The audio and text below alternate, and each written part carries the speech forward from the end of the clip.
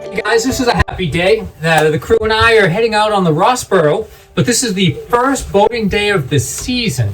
Early April, we're up on Lake Winnipesaukee. We'll be happy to have the enclosure and the ability to get out of the weather, but boy, the sun feels great and the lake is calm. So hopefully we'll have a good time. I'd like to show you through all the features of the boat. We'll open up some hatches, we'll look at all the compartments, help you understand what goes into one of these Rosboroughs. And hey, enjoy a great day with us. Let's have some fun.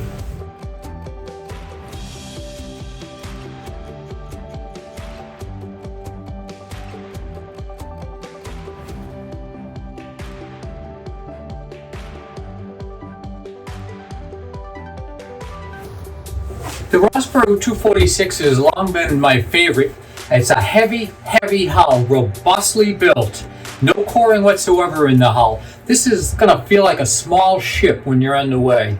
The rougher it gets, the more you'll appreciate the ride of the Rosborough, as long as you're willing to moderate your speed.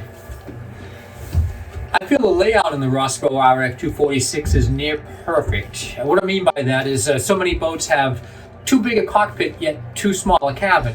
The Rosborough strikes the perfect balance between spacious V-berth, large cabin, and this is where most of the living takes place, and also a functional size cockpit as well. Perfect setup. Also too, if you can look off to my shoulder here, I've got the striking pilot doors. These are fantastic, not only for the ability to get all the flow of air that I want.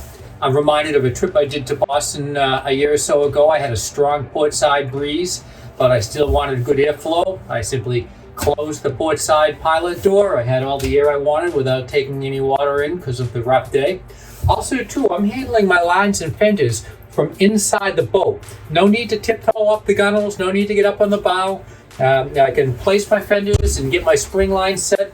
I can also get my stern line and fender set from the cockpit. Especially important if you're doing trips like, say for instance, you're doing the Great Loop. There's countless locks that have to be navigated, and the ability to handle everything right inside the boat is absolutely invaluable. It's a terrific layout. So I'm down in the V-berth of the RF 246, and it is cabinets. Not just a little headroom, there's a ton of headroom down there. You're not going to feel the top coming in on you here. Large open hatch with screen, 2 port lights. I've got a hanging locker to the port side. That's where my pillar support for the cushion will reside, and I'm going to go ahead and put that in for you. Also coming over to the starboard side, I've got the upgraded electric head. We also have the option of doing a modesty curtain for you as well. There's a dedicated light for the head compartment, and there's also a port hole opening with screen. Forward of my collision bulkhead, I have access to my anchor locker with rode and chain. There's a ton of room down in the V-berth of the RF 246. Plenty of room for 2.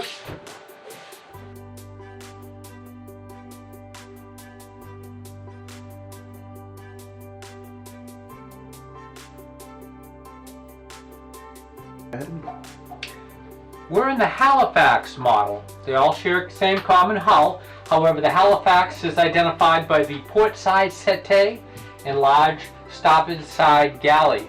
One of the reasons I like this layout is it has a beautiful teak table that can move around. It does have the ability to open up into a full dinner table. But I often find when I'm at a show, I can sit inside, I'll have my computer set up to be able to look at a full 360-degree view, have my coffee, perhaps some music. It's a wonderful environment.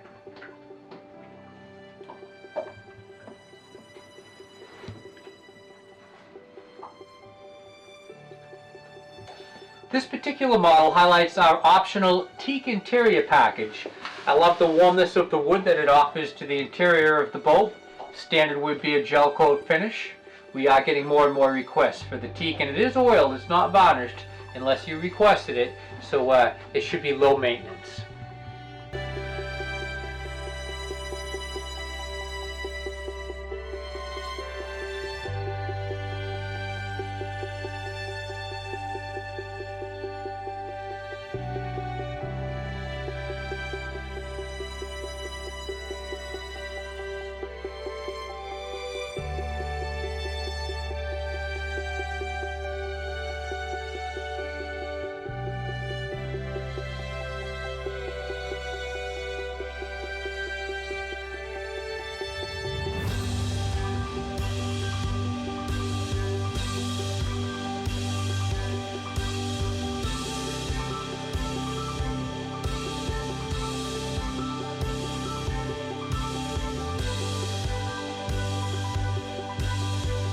Another advantage to the Halifax model is the settee doing double duty as a second berth.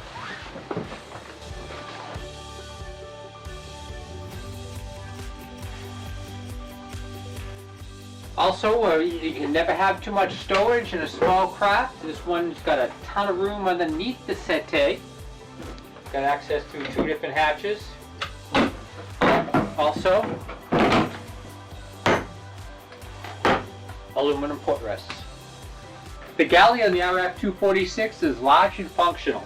I've got a extra large refrigerator, upgraded propane stove, deep stainless steel sink, and when I bring the table over, I've got a ton of working space. Go ahead. Some of the details include teak fiddles, teak drawers with catches. If I give it a little bit of a lift, it'll open, so this way it's not going to flop open in the seaway. I also have ample storage underneath the galley as well.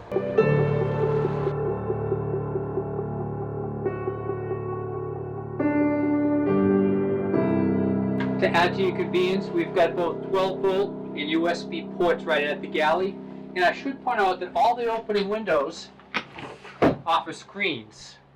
Some added touches is I've got white lights along the wireways. And overhead, one of my favorite features too, is the adjustable red lights. This is terrific when you're underway at night. It allows you to still see underway, but yet offers some cabin light. This model is available with the optional air conditioning and heat as well. Speaking of heat, we do have several different heat source options available. We do a lot with the Wallace diesel electric stovetop heater. We've also installed S-Bar diesel heaters in these boats as well with fantastic results. The Rosboroughs promise positive flotation, and how that's achieved is by all of your systems along the midship. I've got my fuel tanks, water tanks, waste tanks, access to my batteries and what have you are beneath this aluminum port. What's outside of my systems are 2 enormous cavities that are foam filled. That guarantees that the Rosborough will maintain positive flotation in all situations. I'm relaxing in the cockpit of the RF246. This particular model has the popular hardtop extension. I like the hardtop extension because it's a nice support as well when we offer the optional side and aft curtains. The cockpit table that we looked at inside also does double duty. You can come out here, so this could be your back porch. You can enjoy a meal here. And it's also a ton of storage underneath the aft seat. Let me show it to you. This storage extends forward all the way up to the seat. So that makes a great area for fenders, lines, stern anchors.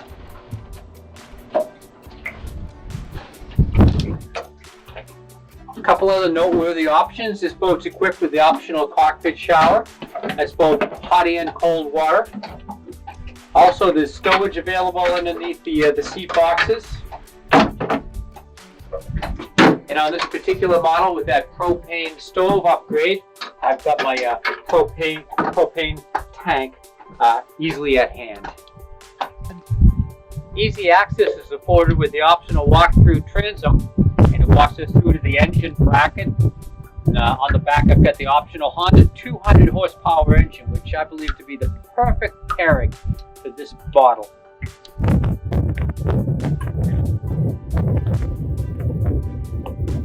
While I'm up on the bow, let me point out that it has a standard stainless steel bollocks. This is a heavy piece, and the optional windlass with chute and anchor. Standard is the stainless steel bow rail, all stainless steel deck hardware, stainless steel roof rails as well.